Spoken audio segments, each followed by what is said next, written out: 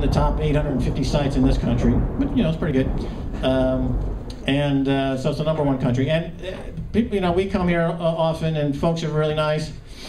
And people send me stuff like this. I got this deck of financial terrorist playing cards.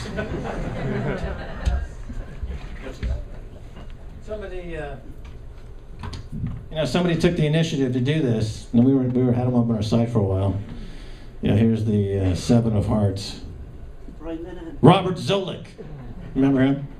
Who's the Ace of Spades? He's the president of the World Bank. Robert Zoellick.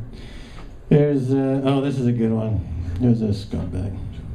There's a fucking. Oh yeah, Dominic Strauss-Kahn. Boo. Enron. Enron. Over for a second. Now, we talked about derivatives, we talked about bankers, we talked about paper.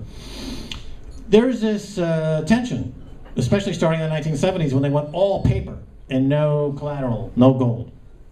They went all paper, and the problem with that is if you're going to go all paper, you got to make sure that people don't drift.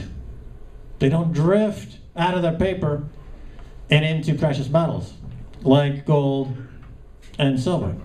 Because if the price of gold and silver start rising, people are going to be tempted to dump their paper and buy gold and silver. And if they do that, then the Ponzi scheme, that is the global banking system, would unravel. And they can't have that. They can't be possibly tempted into raising interest rates, which of course they should do, to stimulate the economy, because remember, you can't have capitalism without capital, no capital without savings, and no savings without high interest rates. So they decided to keep silver cheap, and keep silver very cheap. During this period of inflation, silver price has been really cheap. $5, $6, $9. It got close to $20, and then there was a massive raid by the banks to push silver price down. How did they do that? How does Blythe Masters keep silver price down? I offer Exhibit A, hang up over naked short selling. Blythe Masters, JP Morgan, sell contracts tied to silver that don't exist. If I buy an ounce of silver, they sell 10 ounces in the market that don't exist. But the pricing discovery mechanism is blind. It only sees order flow. It sees 10 sales and 1 buy, therefore it's a downtick. And they manipulate the price accordingly. And if you look under the U.S. Patent Office, 5950176 is the U.S. patent number. You'll find something called the virtual specialist, invented by Max Kaiser in 1996, which explains in detail how to create artificial markets and virtual markets with virtual securities and a virtual security for a game. Not the U.S. economy, not the global economy. So here they are gaming you. You're the victim. You're the loser as they keep the price of silver cheap, cheap, cheap.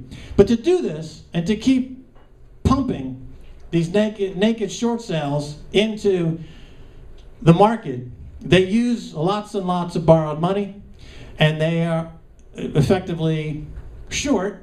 They're short a lot of this silver. They're banking on the fact that their ability to keep it cheap with their paper will continue indefinitely. So then, now to get back to the beginning of my story. In the 11th of November, 2010, I'm on Alex Jones show. Anyone listen to Alex Jones? Oh, yeah. Oh, yeah.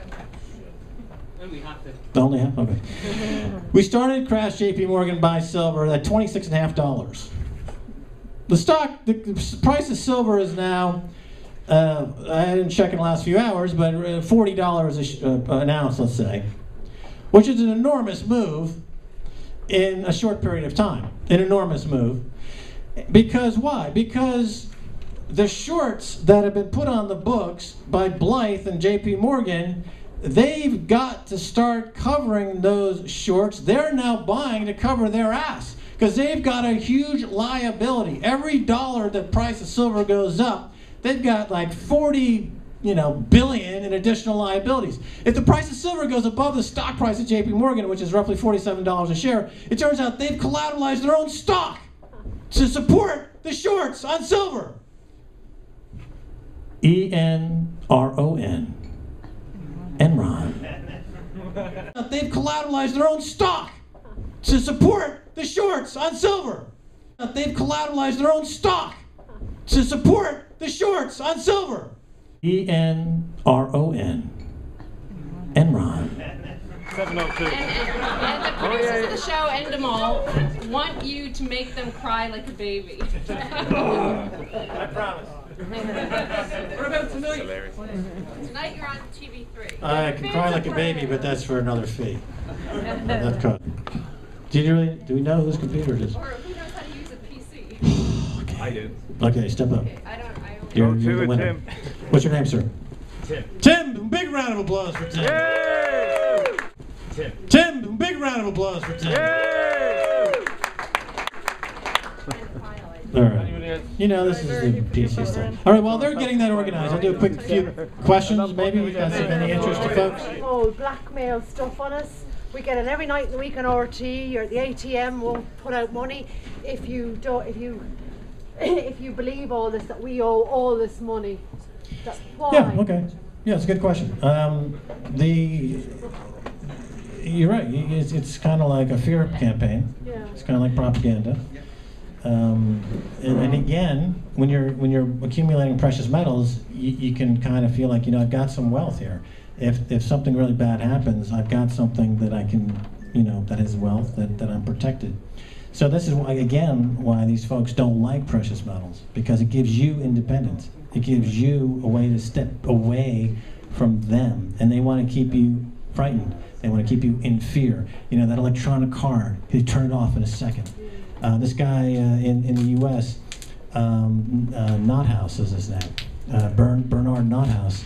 He minted up some silver, but he made the mistake of putting a U.S. $1 sign on the silver, and now he's been arrested for terrorism under the American terrorism law, and he faces up to 15 years in jail. So he made the mistake of putting a U.S. dollar on the coin. The Silver Kaiser is a silver round or medallion. It's not in any official medium of sovereign exchange. It's, people like silver. That's my official line on that. Should be getting in a functioning economy. So they're subsidizing this. How many people have yourselves or parents who suddenly see their fixed income investing go from down 60, 70, 80% because of all the artificially low interest rates that have been going on? I'm sure a lot of people in this room share that experience. Number two, to keep rates artificially low at this artificial price, feeding the speculators, feeding the derivatives market, means that there's a secondary effect. The price of energy and food, now all-time high. Commodity prices, all-time high. Not only is your house in negative equity, but you're paying more for energy and food. You're getting screwed on both sides. Why? Because of derivatives and the artificially cheap rates of money. So there is no good to it. There's no function to it. It's a pure scam. It's a Bernie Madoffization of the economy. There's nothing good that comes out of it whatsoever. And I can go on, but that's my answer.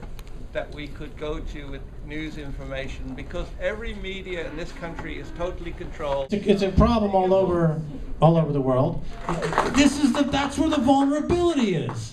I want to find something that I can win for real, not just win a few points, but I want to win the game. I want to get these guys gone. Get these guys gone.